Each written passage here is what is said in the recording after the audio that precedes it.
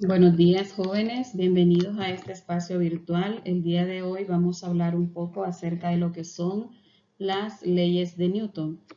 Y vamos a ver los objetivos que tenemos preparados para hoy. Número 1, enunciar las leyes de Newton. Número 2, identificar las fórmulas y unidades para medir tanto la fuerza, masa, aceleración y peso. La primera ley de Newton. La primera ley de Newton se define de la siguiente manera y nos dice que cuando todo cuerpo permanece en estado de reposo, o sea, sin moverse, o en estado de movimiento rectilíneo uniforme, mientras que no actúe una fuerza que modifique ese estado. Como pueden ver ustedes ahí, la primera ley de Newton la llamamos la ley de la inercia. Cuando hablamos de la inercia, estamos hablando de que es una propiedad que poseen todos los cuerpos para poder resistirse al cambio de su estado de movimiento o reposo, ¿verdad? En este caso tenemos acá que la sumatoria de todas las fuerzas debe ser igual a cero. Existen fuerzas en la naturaleza, ¿verdad?, que siempre están actuando sobre los cuerpos. O sea, nosotros podemos ver cualquier objeto, cualquier cuerpo, y asumimos de que no pasa nada sobre ellos, pero no, siempre están actuando fuerzas sobre ellos. Una de las fuerzas es principalmente la fuerza de atracción gravitacional, otra las fuerzas electromagnéticas de Lorentz y las fuerzas nucleares que se producen entre los protones y los neutrones. Y ahí tenemos, ¿verdad?, una imagen que nos representa en qué consiste la primera ley de Newton. Y como les digo, ¿verdad? Básicamente consiste en que todo cuerpo puede modificar su estado de reposo o su estado de movimiento, ¿verdad? A menos que una fuerza externa actúe sobre él. La segunda ley de Newton, también la vamos a conocer, ¿verdad?, con el nombre de fuerza. Nos dice que la fuerza neta que actúa sobre un cuerpo u objeto es directamente proporcional a la aceleración e inversamente proporcional a su masa. ¿Qué nos quiere decir esto? Que cuanto menor masa, ¿verdad?, poseen los cuerpos u objetos, mayor aceleración se va a producir en ellos al aplicar una fuerza. O proceso inverso.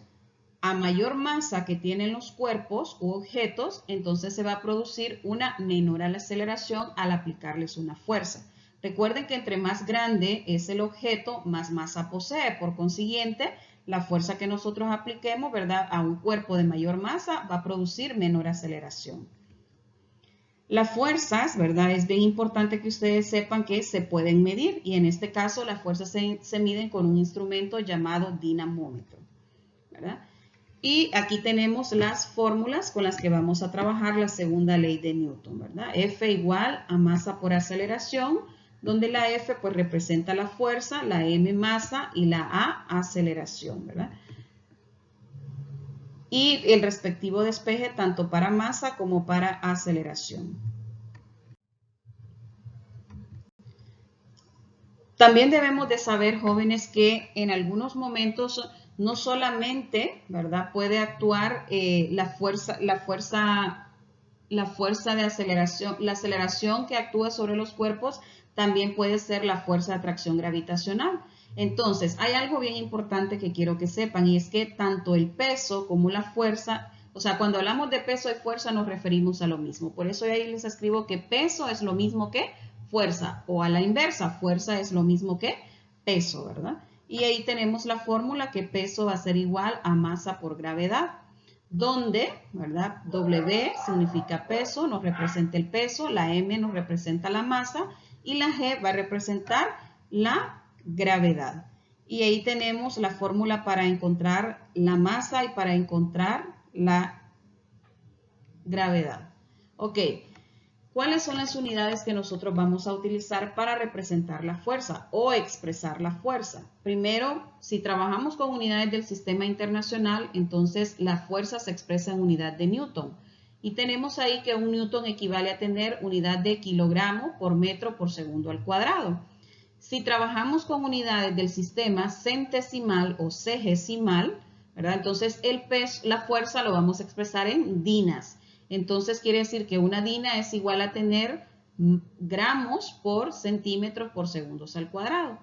Y si estamos trabajando con unidades del sistema inglés, entonces la fuerza la vamos a expresar en unidad de libras. Y una libra es igual a tener SLU por pies por segundos al cuadrado, ¿verdad? Y aquí tenemos la fórmula que nos dice que la fuerza es igual a masa por aceleración.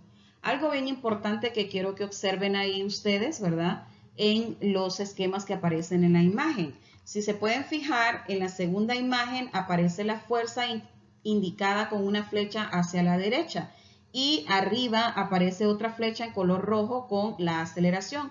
¿Eso qué nos quiere decir, verdad? Que cuando nosotros aplicamos una fuerza a una masa X, ¿verdad? Se va a producir en ese cuerpo una aceleración y que la aceleración, ¿verdad? Va a tener la misma dirección hacia donde se dirige la fuerza.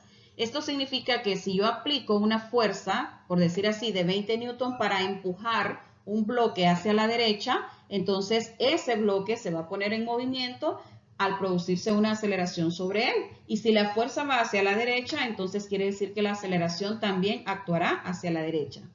Y en caso contrario, pues si la fuerza la aplicamos hacia la izquierda, la aceleración también se producirá hacia la izquierda, ¿verdad?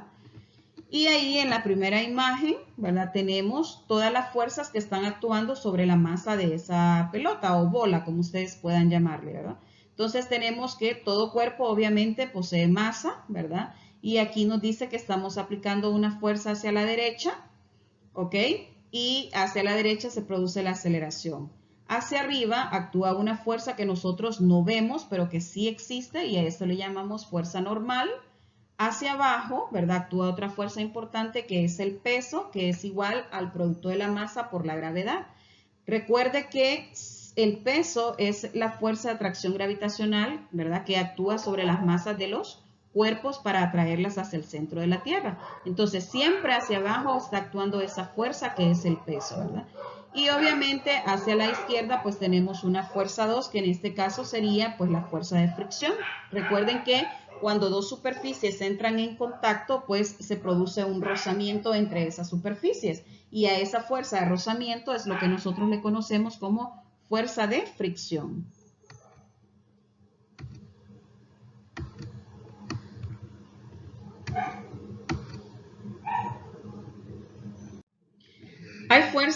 Hay varias fuerzas que actúan sobre los cuerpos u objetos. Una de ellas, ¿verdad?, es la fuerza normal. Y esta fuerza actúa perpendicularmente a las superficies que están en contacto. Algo bien importante es que la fuerza normal, o sea, si conocemos el peso de un objeto, entonces conocemos la fuerza normal. Por eso podemos decir que la fuerza normal es lo mismo que el peso, ¿ok? Otra fuerza importante es la fuerza de fricción cinética. Esta fuerza, jóvenes, actúa cuando los cuerpos están en movimiento. O sea, tenemos dos tipos de fuerza, ¿verdad? La fuerza normal, que actúa perpendicularmente a las superficies en contacto. La fuerza normal es lo mismo que el peso, ¿verdad?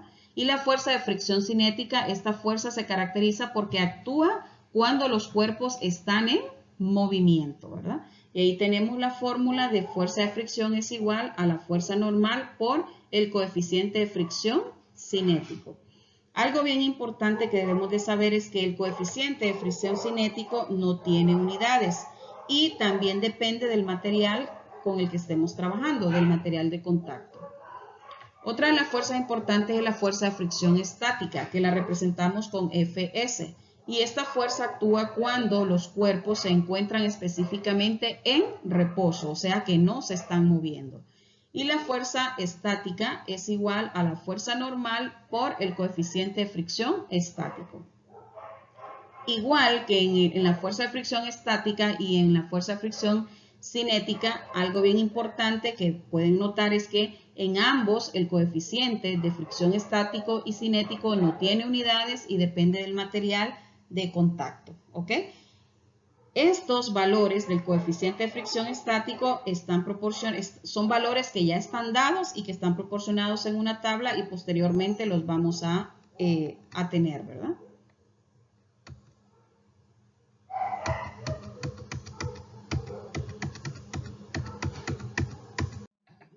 La tercera ley de Newton también se le conoce con el nombre de un par de fuerzas acción-reacción.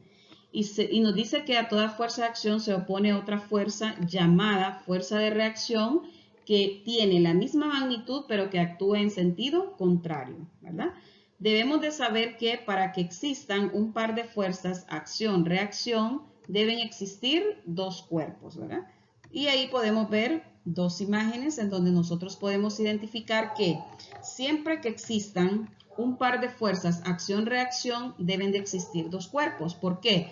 Porque la fuerza de acción actúa sobre el cuerpo 2 y la fuerza de reacción actúa sobre el cuerpo 1. Entonces, por eso decimos que si yo aplico una fuerza de 50 newton para alar, en este caso, una cuerda, entonces esa fuerza de 50 newton va a ser exactamente igual, solo que va a actuar en sentido contrario, como una fuerza de acción y una fuerza de reacción.